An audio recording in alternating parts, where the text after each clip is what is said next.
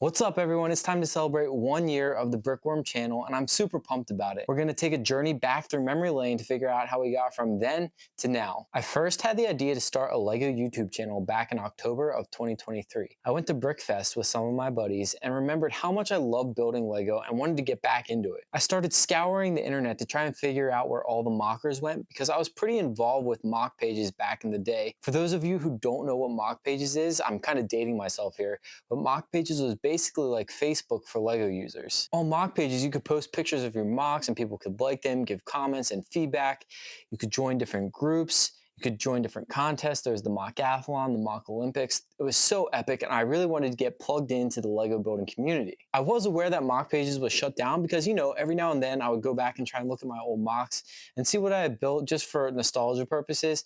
And much to my dismay, one of those days when I went to look back at my old creations, I found that mock pages had been deleted and all those pictures that I had uploaded were gone, and I was really upset about it. So I was searching for what took the place of mock pages. I saw there were some Facebook groups, I saw there were people on Flickr, some people had Discords like Empire LUG and Rebel LUG are in Discord, and then I found YouTube was pretty thriving with a building community as well. Now for context, I'm 27 years old, so I grew up when LEGO YouTube was really starting to become a thing. Solid Brick Studios and I are around the same age, and he was Lego Boy 1, 2, 3, 4, 5, 6, 7, 8 back then. I really admired watching all of his videos. He did some cool stop motions, he did all of his reviews, and he had the massive clone armies.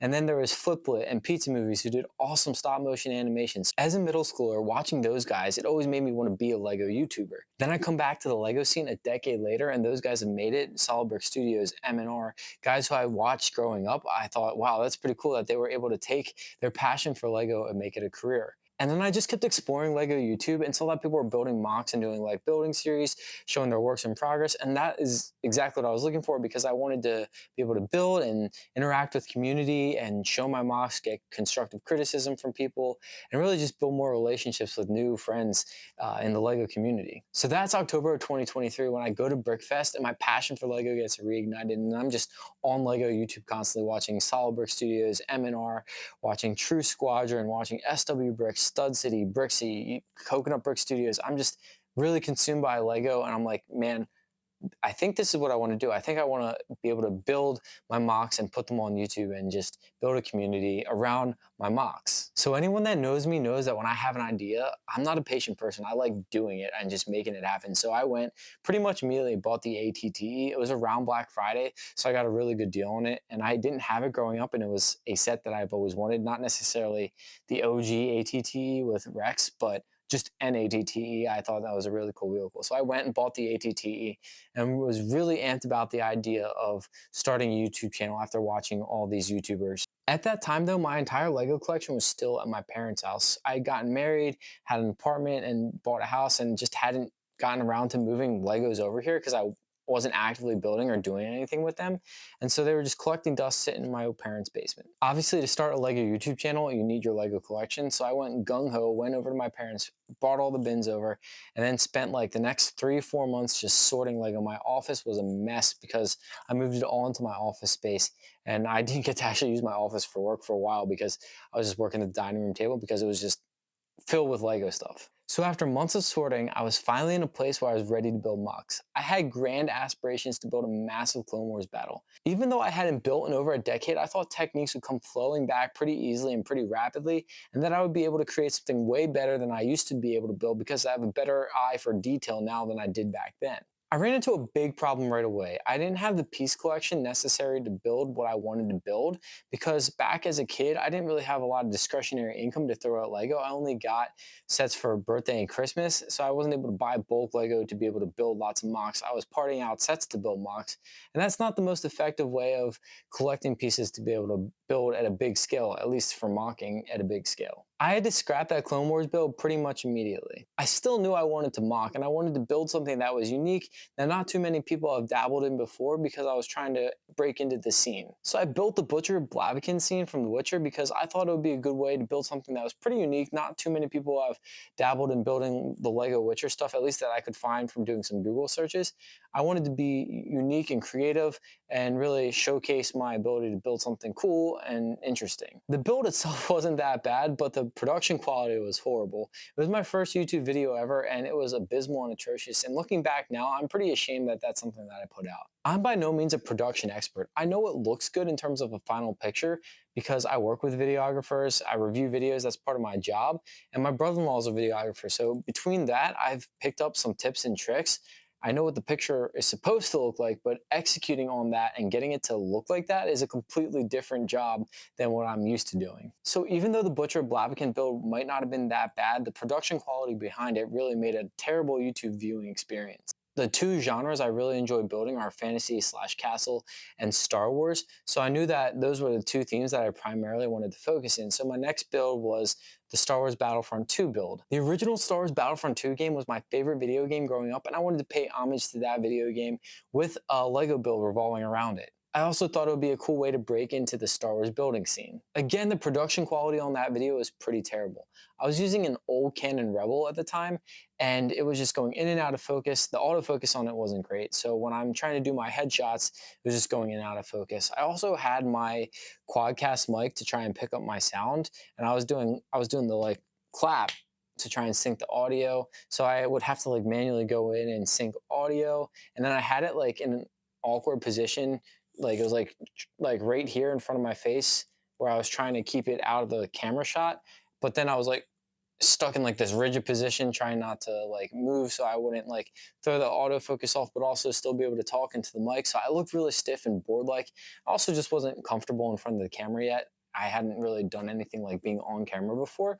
So it was pretty terrible. That video, the first couple videos in general, my on-camera presence was pretty terrible. I was like really stiff as a board. Even if the MOCs weren't that bad, the production quality really wasn't there and detracted from any traction I might have gotten from those videos. So my breakthrough video was actually my third video, and to understand the story behind it, we have to go back to Brickfest. So at Brickfest, there's this Lego Star Wars MOC Builder, and he had some really cool minifigures. Like, wow, I didn't know Lego made these minifigures. I mean, I've been out of the loop for 10 years, but dang, these are really cool. Lego's come a long way in like the quality and the quantity of figures that they're making. I didn't realize they were making like Galactic Marines. There's a Galactic Marine there, and I was like, wow.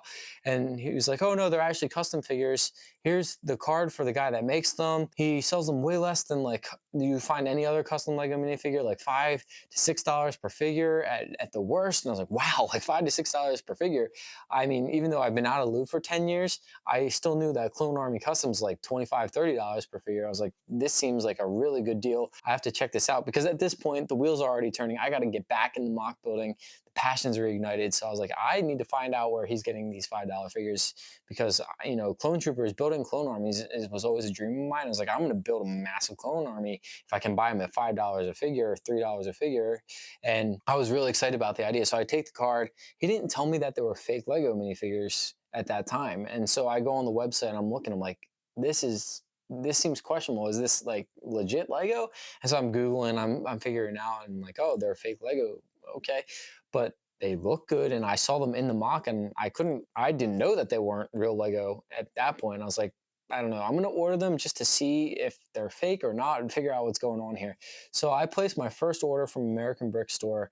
They shipped to me, and I was like, wow, these are actually like kind of decent quality. I'm pretty impressed. Like I realized pretty much right away that they were fake Lego, but I was like, okay, like this is how far fake Legos come. I'm impressed. So I forget what I ordered exactly. I got some 212th Airborne, some 212 Troopers because at that point I'd bought the ATTE. I wanted to kind of build a little 212th army, and I was like, at the off chance that these are real Lego, I think that would be pretty cool to have like a big army of 212 Troopers. And so they were like eye-opening to me to see how far fake Lego had come, or just Lego alternatives in general had come, because the only real experience I had with Lego alternatives were like a couple like weapon sets that were just straight up garbage, and then some Mega Box sets, which I also thought were garbage.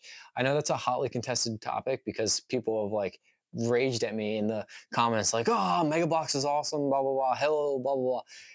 Well, that's a different video, a different topic. And I do have some Mega Block sets that I'm going to review and give them a new chance to see how far they come. But anyways, yeah, those figures were eye-opening to me because like this is the quality. I was completely deceived by them. I couldn't tell any difference in the MOC. So I decided to review those fake Lego Clone Troopers because I know as a consumer, if I want to buy something, I automatically go to YouTube, go to Google, look for reviews of people who have used the product and seem to be trustworthy. And I wanted to just give people a trustworthy source of information on the fake Lego clone troopers, because everything I saw on YouTube, they kind of were trashing them. And I thought, hey, sure, they're not real Lego. People have that loyalty to Lego that makes them automatically talk negatively about fake Lego, Lego alternatives. I want to be impartial and unbiased and give an honest review on these troopers and if they're good or not. And that video did really well for me. It got like 1,000 views or something in the first couple of days. And I was like, hey, for a really small new channel, I thought that was pretty good. I got really excited. It was way more views than I thought it was going to get, way more views than I anticipated ever getting on YouTube. So that's what's led me to where I am today, actually. I originally did not want to do review videos at all. I was like, oh, review videos are horrible. The market's saturated, blah, blah, blah, blah. They seem boring. They don't seem like they'd be fun to do. And I just want to build MOCs. Like, I'm going to be a MOC building channel. While I'm going to compete with like Coconut Brick Studios. Not actually, but like that's my goal. I want to be like him. And now here I am. I'm partnered with a lot of really awesome brands like Panacea, like JM Bricklayer, and doing these reviews on Lego and Lego alternative sets, comparing them, finding differences in price and quality, because I found that I have a passion for giving you guys information, because I understand as a consumer, when you want to buy something, you want to see and hear from someone who's done it before you have, so that way you can learn from their mistakes. So is this something that's quality? Should I buy this set? Should I not buy this set? Why? What are the pros and cons? So the Brickworm channel has really evolved into being that like subject matter expert on Lego alternatives, and trying to give you guys the best possible source of information when you're buying these sets. And I hope that I can continue to grow the channel to the point where I'm able to review every single set that comes out from Fantasy, every single set that comes out from Lego, so that I'm able to give more and more information for you guys. At this point, obviously it's based off of what I can afford and what's in the budget, what Fantasy sends me sometimes, what other brands send me. But the long-term goals of the channel now have kind of shifted. Originally, I only wanted to do MOCs and just be the MOC builder, and just make a community that way. But now I've really enjoyed getting to give you guys information and help you guys make better purchasing decisions. And my long-term goal is to be able to buy every set, to partner with Fantasy or Lego and get sets so I can review them for you guys, so that you guys are able to have that information in advance before buying sets, so you have the pros and cons, and is this the perfect set for my collection or not? This channel has far exceeded any expectations I ever had for it. I didn't have very high expectations. If I'm being honest with myself, I'm a mediocre MOC builder at best. And so I just wanted to build a small community, like maybe like, hey, get 100 people, 100 subscribers or something. Those like kind of a loose goal. I was like, hey, if I get 100 subscribers, a small community of people who can chime in, give me constructive criticism, get my MOCs out there for people to see. That'd be pretty cool.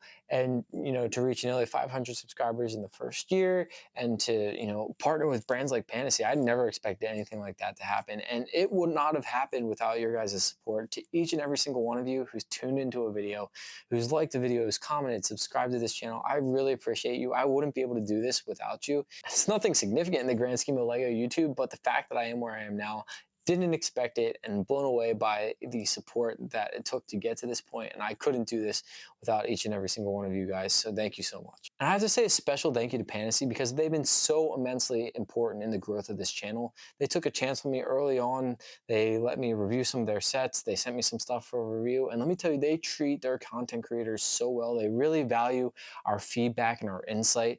And they are just amazing. They have a great team over there. They're doing amazing things. Their sets are really awesome, guys. If you haven't already, make sure you check out Panacea. There's going to be a link in the description below. It's not an affiliate link. I'm not affiliated with them. We've just partnered on some projects, and they are amazing. Really appreciate them. Couldn't do this without you guys, but also Panacea has been pretty instrumental into where I am now. To celebrate 1 year of the channel, guys, I'm going to be giving away one of the Clone Trooper versus Battle Droid battle packs, and then one of the 501st Trooper battle packs. To enter, all you need to do is like this video, comment what your favorite part of the first year of the Brickworm channel has been, and then subscribe to the channel. All the other information for entries in the description below. Make sure you read through that. Well, guys, it's been a heck of a first year. I'm so immensely grateful for each and every single one of you, like I said. Let me know what you guys have thought of the first year of the channel. Let me know different ways I can improve. Let me know what types of content you want to see. Do you want to see me actually finish a building series for once in my life? Because I have not done that in this first year. Or do you want to see more review videos and less MOCs?